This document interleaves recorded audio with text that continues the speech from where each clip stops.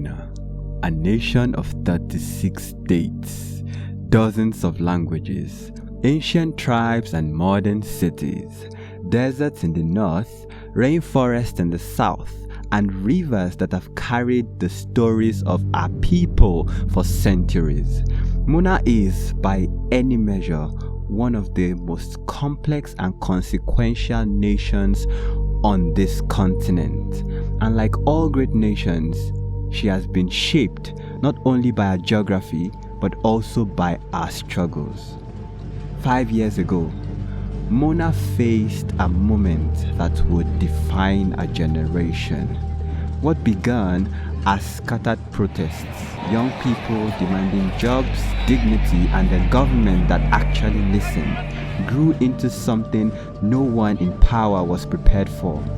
The youth of Mona took to the streets peacefully, persistently, and in overwhelming numbers.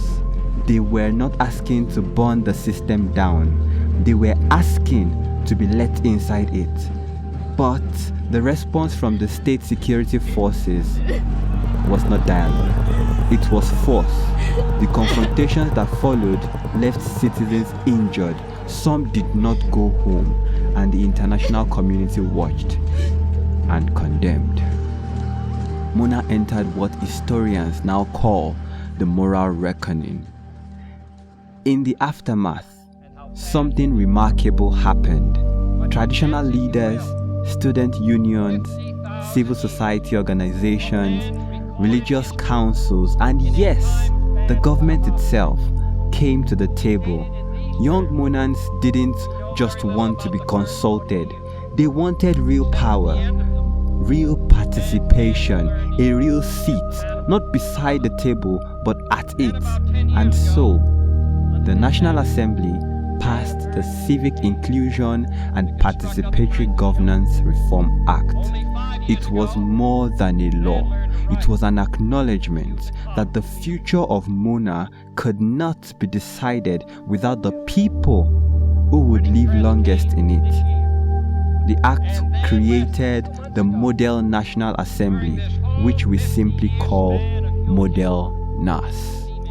ModelNass is a permanent youth deliberative body empowered by law to debate national issues, draft bills, and transmit resolutions directly to the National Assembly and the Presidency for fast-track consideration.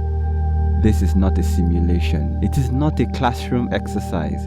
This is a constitutional body born from sacrifice and charged with one of the most important tasks in a democracy, making the government think harder.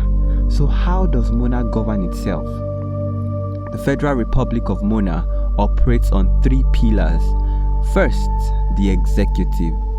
Led by the President of the Federal Republic, the executive implements policy, commands the security forces, and represents Mona on the world stage. Second, the legislature. The National Assembly is Mona's lawmaking body, debating, drafting, and passing the laws that govern 36 states and millions of citizens. It is here that competing interests meet, argue, and ideally find a compromise. And third, the judiciary. The courts, independent and charged with interpreting the law and protecting the right of every Monan, regardless of their tribe, faith, or political affiliations. ModelNass sits within this ecosystem as an advisory and pre-legislative body. Its resolutions carry moral weight, political significance, and through the Youth Engagement Fast Track mechanism, a direct line to those who hold formal power. Which brings us to you. As a delegate to ModelNass, you are not a spectator. You represent a state, a constituency, a voice that in the history of this country was once silenced. Your job is to debate, to draft, to persuade, to find solutions that the older generation, burdened by political debts and old loyalties, have struggled to reach. You will disagree? Yes. You will be challenged? Yes. You may even be wrong, but you will be heard, and what you produce, the resolutions, the frameworks, the ideas, will be placed before the President and the National Assembly as the considered voice of Mona's youth. Mona has survived war, it has survived division, betrayal, and the long, painful work of reconciliation.